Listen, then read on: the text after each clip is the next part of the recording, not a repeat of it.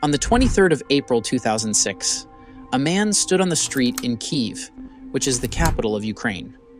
He was wearing an old Soviet military uniform with an old camera in his hand, behaving strangely.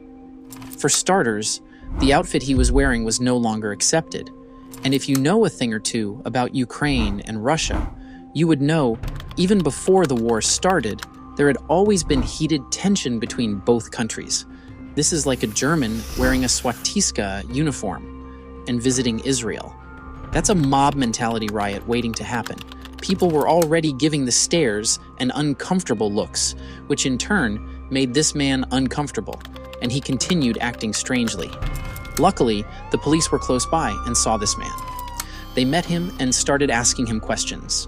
The strange man said he didn't know where he was. He was lost. The police asked if he had any means of identification, at least to help him. The man brought out his ID and gave it to them. The police looked at each other after seeing his ID. They were confused. The first thing they noticed when he gave it to them was that it was from a country that no longer existed, the Soviet Union. Ukraine used to be a part of the Soviet Union, but everyone went their separate way when the Soviet Union broke up. And while that ID was valid, it was no longer produced. If it was an old man in his 70s, we could say maybe he was reminiscing the good old days. But this was someone in his 20s, definitely. He shouldn't have this ID. His ID showed that he was born in 1932. His picture matched the one on the ID, and the ID had all the right government seal on it. The name on the ID was Sergei Ponomarenko, and he was born in Kyiv. The police were clueless. According to his ID, this man should be 74 years old, but all they saw was a 20 to 30-year-old man standing in front of them. One of them casually asked Sergei what day he thought it was, and Sergei replied, April 23rd, 1958. Now, the police concluded that whoever this man was needed help. Mental help, to be precise. Sergei told them that he wasn't crazy, but the more he kept talking, especially about the Soviet Union, the more the police were looking at him like a cuckoo bird. The police finally made it clear to Sergei: jail or a psychiatric house. His choice. Sergei picked the latter, and they took him to a mental hospital. They got to a mental hospital and put him in touch with a psychologist, Dr. Paul Krudakov. After the debriefing with the police, Paul took Sergei to his office. After entering the office, Sergei became intrigued. He was very interested in everything around him, as if he had never seen it before. When questioned by the doctor, he told the doctor that his birthday was June 16, 1932, and that he was only 25 years old with a love for photography, which was why he had the camera with him. The doctor decided to play along with Sergei's story, so he asked him how he got to the future. It was daytime, and I wanted to go for a walk in the city.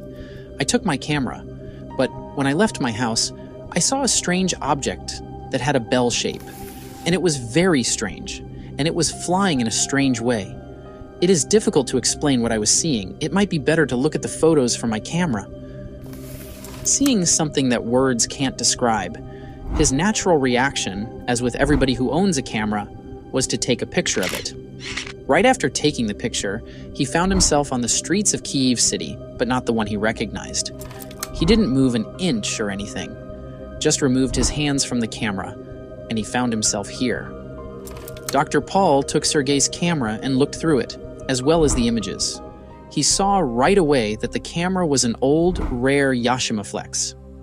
He also deduced that the camera used a film type that hadn't been made since the 1970s, but his expertise had a limit, so he called in a professional photographer named Vadim Poizner for assistance. When Vadim got to the scene, he was shocked to see Sergei's camera. Following Vadim's explanation, Sergei used the first 120 dual-lens reflex camera made by Yasika in 1953. He also noticed, when he was pulling out the film from the camera, that the reel was made in 1956 and was weirdly still in great condition. At first, Vadim thought Sergei was just an enthusiastic collector, because some photographers like to keep old equipment, but Sergei's camera is the most unique mix of old and new. Another thing is that the film that came with this camera is no longer being made, but Sergei's camera had the film and was in good condition too. Everyone was even more confused after hearing Vadim's analysis. Dr. Paul asked Vadim to wash some of the pictures to see if the UFO Sergei talked about was still there. This image wasn't that easy to make, because don't forget, the picture was taken in 1956, so technically the image was made in the last 100 years. After Vadim worked hard to develop it, he saw the bell-shaped UFO in the picture, just as Sergei said. When the doctor asked him about the UFO in the photo, Sergei said, "Now you are convinced that I'm telling the truth. I so far do not understand what this object is and how something like that happened to me at the same moment when I took the picture, and I went down to look at the camera, and somehow I showed up in this year." Some of the pictures Vadim washed showed the way the streets of Kyiv looked in the 1950s, and a photo of Sergei himself standing outside a building in 1956. One of the pictures also showed a woman with Sergei, but at this point in time, the exact connection between them was still unknown. After Vadim finished developing the photos, he went back to study the film again. He was so intrigued by the whole thing. Vadim said that ordinary film can only be stored for 20 to 30 years, and it needs to be frozen and sealed. But this film of Sergei is really strange. It didn't go through all that process of preservation, and yet the washed photos are so clear. The more Vadim thought about it, the more incredible he felt, and he had so many questions he wanted to ask Sergei. They still had some photos they wanted to wash, and since it took time to wash the photos, they decided to keep Sergei in a separate room, with someone keeping watch outside the room to prevent him from escaping. Cameras were also installed in the facility for additional security. Later that day, after fully washing all the pictures, they needed Sergei to answer some questions. But when they went to his room to look for him, he was not there. He just simply disappeared. The police looked into the cameras for clues. It showed that indeed Sergei entered the room, but it never showed Sergei leaving. At first, everyone thought Sergei had somehow sneaked out and escaped. So they looked at all the nearby camera footage, and to their shock, they didn't see one image of Sergei anywhere. He really did disappear. The psychiatrist Paul then suggested that they look at the pictures to see if it holds clues to finding Sergei, which makes sense. They searched all the pictures, trying to find any that could provide clues. It was almost a dead end until they saw a picture of Sergei with a woman. In the picture, they were both close, and because of that, they thought that Sergei was probably in a relationship with this woman. Paul asked the local police for help to investigate the matter. The police first investigated the household registration files. During the search, the police found a file named Sergei. However, the files show that this person mysteriously disappeared in 1960. The police also found out that the woman in the picture ended up being Sergei's wife. Her name is Valentina Kurik, and when they found her, she was already 74 years old. The police immediately went to question her, and during the conversation between the police and Valentina, she brought out a picture album and showed a picture she took with Sergei in 1958. It was the same picture that was found in Sergei's camera when he first arrived in 2006. Valentina was shocked when Dr. Kutrikov showed her the same picture and asked where he got it, and the doctor told her all that happened. Valentina told the doctor all what Sergei said was true. She told the police that Sergei went missing for a few days in April 1958, and she could not find him. She was about to report to the police when Sergei came back out of nowhere. While she was happy that her lost husband was found, she noticed that Sergei was acting very strange after he got back. He was very nervous. When asked what happened to him when he was missing, he wouldn't reply. He also warned Valentina not to mention what happened in the past few days. It was like this for 2 years until 1960. In 1960, Sergei finally told her what happened. He told her when he was missing, he was actually trapped in the year 2006. And here is the crazy thing. After he told her about what happened, he disappeared again. This time, he didn't return. Valentina never saw Sergei again after that, but she got a letter from him. There was a picture of a man in the letter. One of the policemen pulled this picture out while she talked. The man in the picture has a beard and looks to be in his 40s. It can't possibly be Sergei. But Valentina was adamant that this was Sergei. The proof was his eyes. His eyes didn't change. After some investigation, they found out that the picture was taken in a park by a river in Kyiv, behind the Dnieper, which is Ukraine's main river. On the other side of the river are tall buildings that don't look much like the ones that are being built now. The location is the same, but the building is not there. The only conclusion about this picture is that it was taken in the future. There was a sentence written on the back, "I am good at everything, and I will try to come back." This picture made things even more confusing. This would mean that Sergei is not only in the future, but he has a means of communicating with people in the past effectively. He is basically a time traveler. How is this achieved? Is time travel real?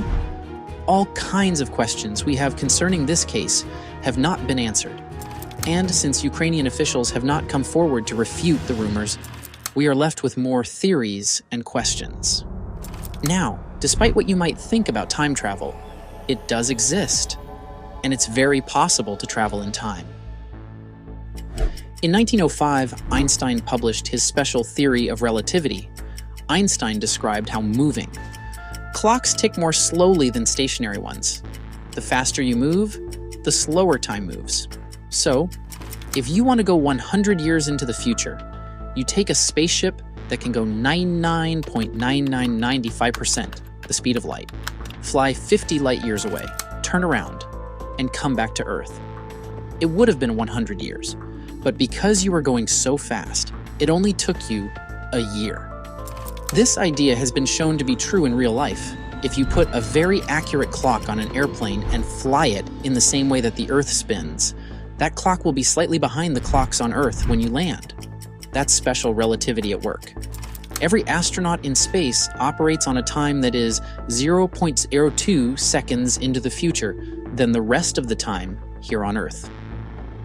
Einstein also proposed the theory of general relativity in 1915, which says that gravity is a geometric feature of spacetime, also called four-dimensionality. It comes down to this: time moves more slowly when gravity is strong. This is known as gravitational time dilation. Remember that scene in Interstellar where Matthew McConaughey and the rest of the team land on a planet close to the black hole? The gravity there was so strong that every hour they were there, 7 years had gone by on Earth. Even the movie Inception explored this notion, showing how time passes differently depending on which layer of the dream the characters enter into. With each subsequent layer of dreams, time slows down exponentially. It's a week, the first level down. 6 months, the second level down, and the third level. It's 10 years. I know these are movie examples, and some of you will be like, well, that's movies, but guess what? It happens. Heck, it's happening right now, as you watch this video. You see, GPS satellites are about 12,000 miles above the Earth's surface, where there is less gravity. Because of this, time moves faster on the satellites than it does on Earth. The satellites have to be constantly changed to match the slower moving time on Earth for GPS to work. If not, you would probably get a GPS route that will drive you off a cliff. The thing about traveling in time, be it to the future or to the past, is that to perform such a feat, you would need a huge amount of energy.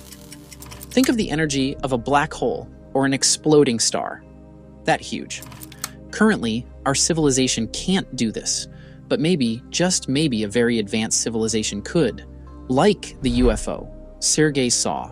Even the psychiatrist Dr. Kutrikov thought the object in the sky was a UFO. After hearing Sergei's story and seeing the picture of the bell-shaped object hanging over Kyiv, he thought that aliens could have abducted Sergei, knowingly or unknowingly.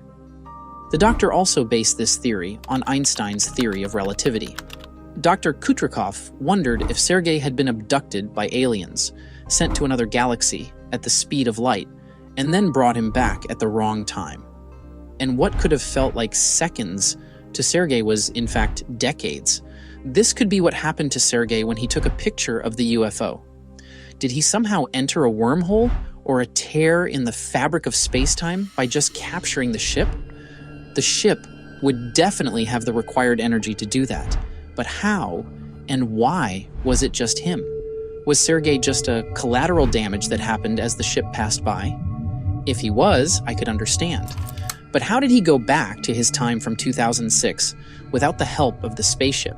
And how did he travel again to the future and somehow find a way to communicate with his wife? The more I try to understand this story, the more questions I have. And that's probably because everything I said concerning this story didn't happen. Everything I just told you is nothing more but a great story, and all from one TV show. It was all on a show called Aliens that aired in 2012 on a Ukrainian station called 1+1. There were a total of 10 episodes, and this story takes place in the third episode, which is called Time Traveler. Other titles include Alien Abductions, Levitation Effect, Phantoms, and Crop Circles. The show was mostly about stories of strange and supernatural things that happened, and the crazy thing is that every episode starts with a disclaimer stating, the Aliens series aims to restore scenes of controversial topics. Any theory and hypothesis proposed cannot be considered to be correct, and further scientific research is required.